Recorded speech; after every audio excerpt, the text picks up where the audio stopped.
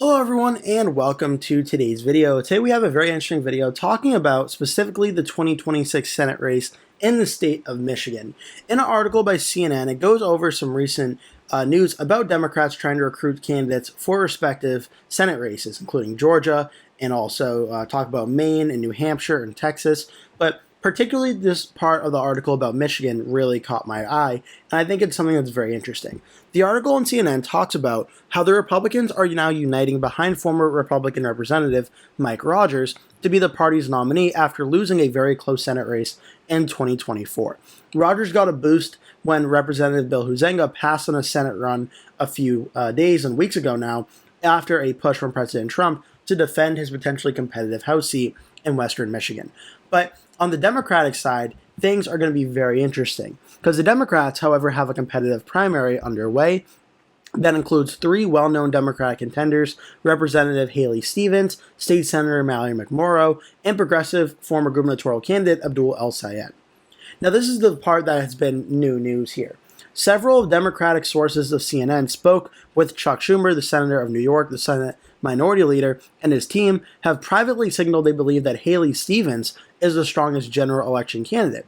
In another nod to Stevens' Democratic establishment support, she earned the endorsement from former House Speaker Nancy Pelosi earlier this summer, and two people involved in Michigan politics said Gillibrand has privately, Democratic senator from New York as well, has privately encouraged donors to support Haley Stevens. So this is very interesting here because the Democrats nationally made comments, of course, about saying the Republicans are going to lose and Democrats are going to win, as they normally would. But there's also some interesting quotes here from Democrats in Michigan.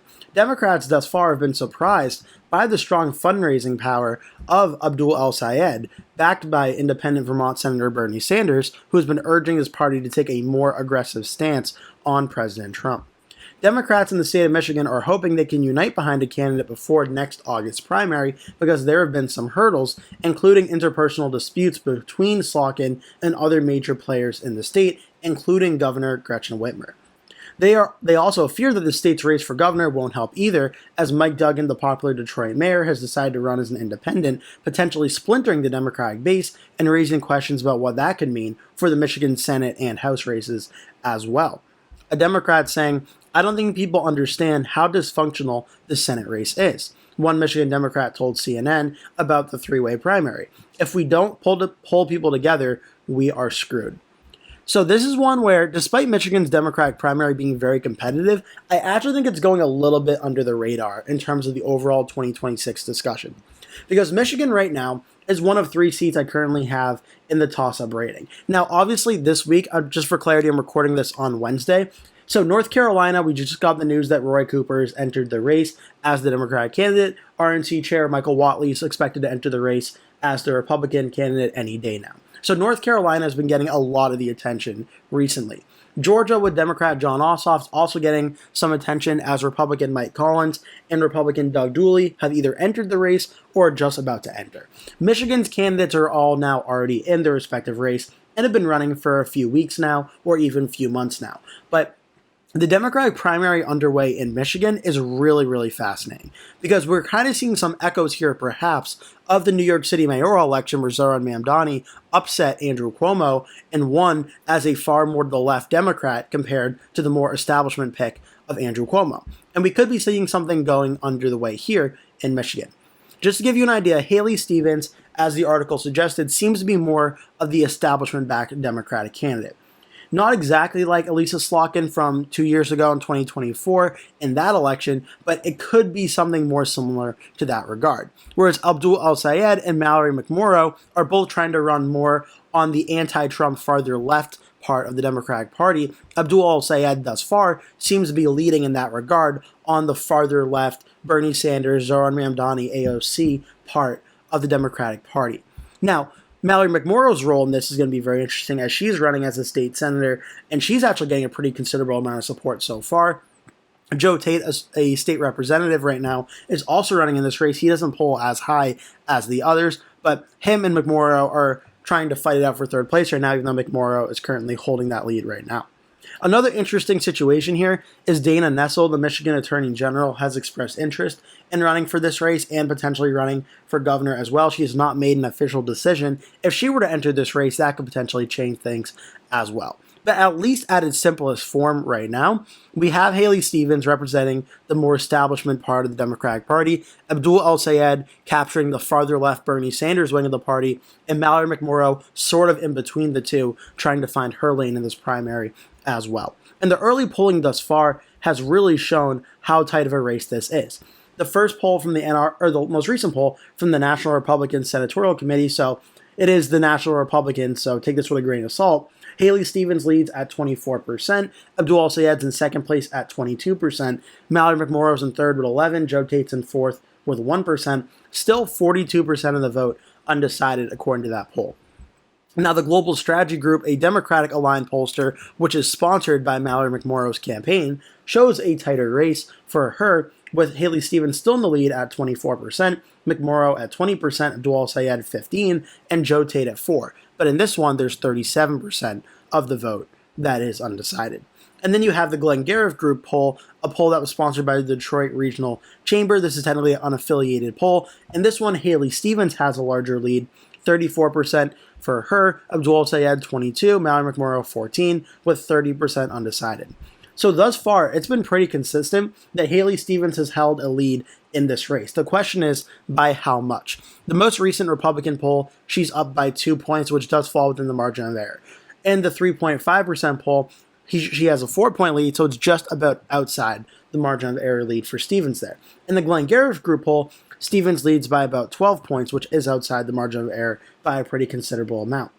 But the key caveat here is there's still a lot of undecided vote left here, with roughly 30 to 40%, depending on the poll, still undecided in this race as these candidates are trying to introduce themselves to Michigan Democrats. So this could get very interesting now.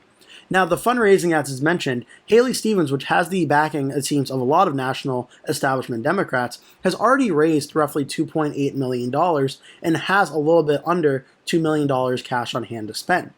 But Abdul El-Sayed, who has the backing of more the far left wing of the party, has raised about $1.8 million, currently has $1.1 million cash to spend. Mallory McMorrow's also raised about $2.1 million and has about $826,000 cash in hand to spend. So all these candidates have a pretty considerable amount of spending and cash on hand to go after Michigan Democrats and try and get their names out there as much as possible. So from that standpoint, things are very, very fascinating.